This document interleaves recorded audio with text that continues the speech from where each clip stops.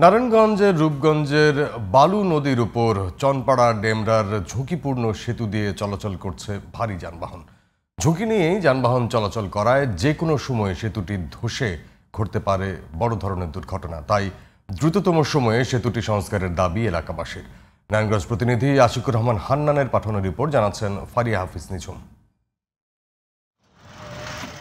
চনপাড়া এলাকায় পুরনো এই সেতুটি রাজধানী ঢাকার সঙ্গে রূপগঞ্জের পশ্চিমাঞ্চলের যোগাযোগের একমাত্র মাধ্যম।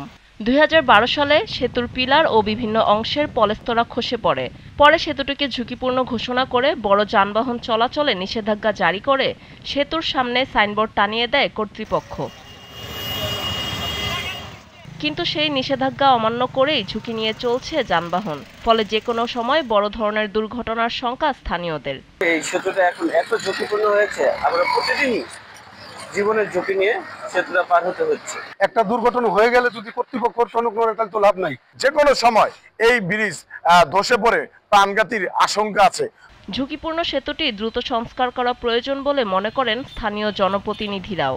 অতি দ্রুত যেন এই ব্রিজটা আমাদের নির্মাণ হয় এবং এই ব্রিজটা যেন এই ঝুঁকিপূর্ণ থেকে আমাদের এই এলাকাবাসী বাঁচতে পারে।